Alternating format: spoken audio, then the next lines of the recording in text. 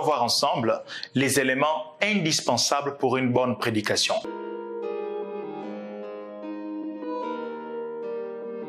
Ils sont également au nombre de 3. C'est l'unité, l'intention et l'application. C'est quoi l'unité?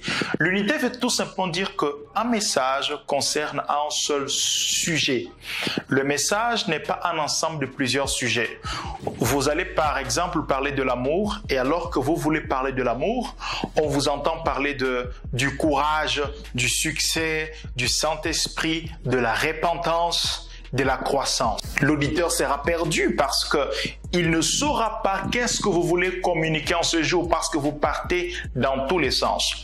On dit du prédicateur qu'il est comme un homme qui est dans un jardin et il est allé dans ce jardin dans le but de cueillir les roses. Et alors qu'il s'y trouve, il trouve plusieurs autres fleurs. Et parce qu'il trouve plusieurs autres fleurs qui sont belles, il tombe dans la tentation de cueillir également toutes les autres fleurs. C'est ce que fait quelquefois les prédicateurs.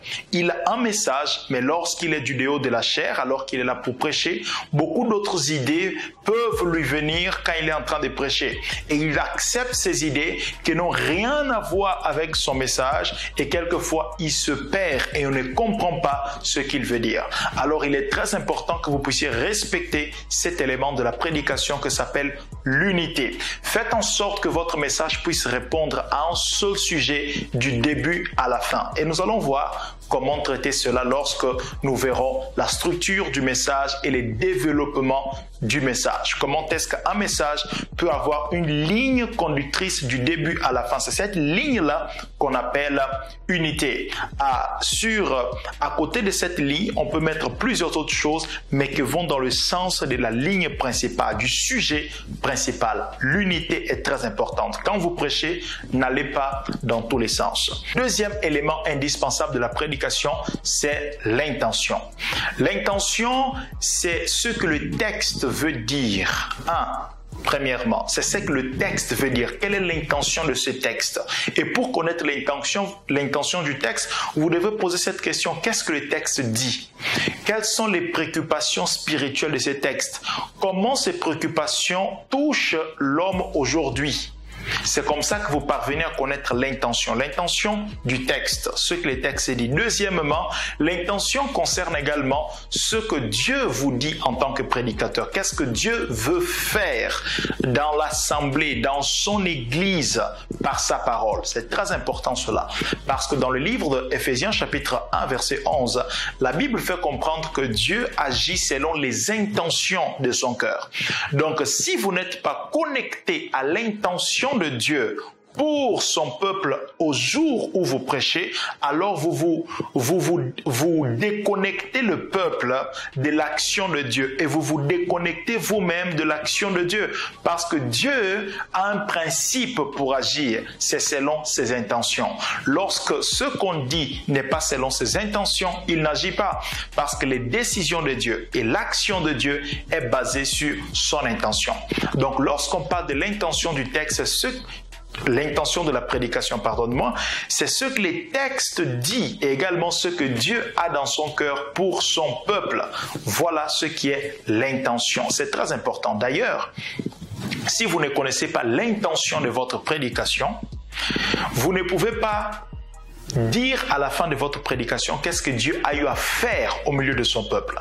Quand vous connaissez l'intention, alors vous pouvez dire clairement voici ce que Dieu a fait aujourd'hui au milieu de son peuple, parce que vous connaissiez au préalable l'intention. C'est un sujet très très important, très important. Et quand vous prêchez en connaissant au préalable l'intention, vous pouvez vous dire ceci. Je veux expliquer. On peut avoir une seule intention et avoir plusieurs messages pour répondre à cette intention, plusieurs paroles pour répondre à cette intention. Par exemple, Dieu a comme intention d'unir une famille. Alors, pour unir une famille, il peut vous donner le message de l'amour, il peut vous donner le message du pardon, il peut vous donner le message de la repentance. Donc l'intention est unique, mais les messages peuvent être différent. Et c'est à Dieu de vous donner l'intention et ensuite vous donner également le message. En tant que prédicateur, avant de prêcher, vous ne devriez pas d'abord chercher le message. Non, vous devriez d'abord connaître l'intention. Donc, quand vous êtes programmé pour prêcher, que vous venez devant Dieu, d'ailleurs, c'est une disposition qu'il faut avoir en tant que prédicateur, c'est de toujours se mettre devant Dieu pour connaître tout d'abord l'intention de Dieu en ce jour et ensuite quel message pour répondre à cette intention. Quel message? Quel message? Connaître d'abord l'intention et ensuite le message. Ne demandez pas le message, demandez l'intention et ensuite le message. C'est très important. Troisième élément indispensable, c'est l'application. Nous venons d'en parler, nous venons de dire cela. Si vous prêchez votre message et vous dites Dieu est amour, Dieu sauve, le peuple pourra vous demander dans son cœur d'une manière inconsciente, et alors? En quoi cela me parle? Quelle est l'implication du fait que Dieu est amour?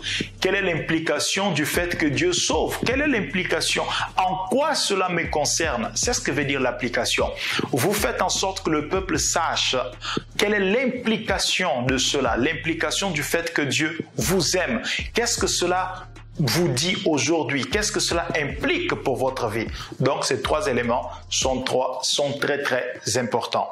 L'unité, l'intention et l'application. Nous allons y revenir surtout sur l'application lorsque nous parlerons de la conclusion, lorsque nous parlerons de comment conclure un message, la partie finale d'un message, la conclusion d'un message. Nous allons y revenir et vous allez certainement mieux comprendre l'importance de l'application. Pour finir cette partie, nous finissons en parlant maintenant de la disposition du prédicateur pendant la prédication. Quelle doit être la disposition du prédicateur?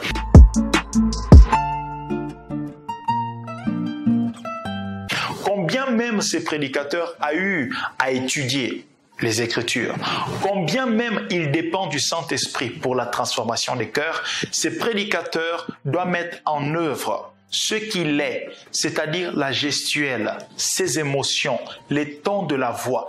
Tout ce qu'il est doit être impliqué dans la prédication. Tout ce qu'il est. Voilà pourquoi la Bible dit d'aimer Dieu de toute sa force, de toute son intelligence, de toute son âme.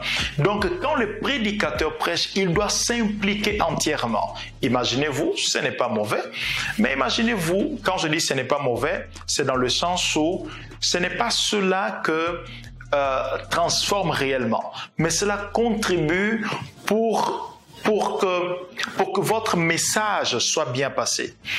Imaginez, vous êtes en train de prêcher et vous prêchez sur la grandeur de Dieu, sur la puissance de Dieu. Et vous êtes là comme ça, tête baissée, et vous dites Dieu est grand, Dieu est puissant, Dieu est amour. Il est au milieu de nous. Les gens vont pas vous écouter, ils vont pas vous croire. Pourquoi? Parce que vous n'êtes pas impliqué dans ce que vous dites. Impliquez vos émotions, impliquez votre corps, impliquez votre voix. Quand vous prêchez, la voix ne doit pas seulement être monotone.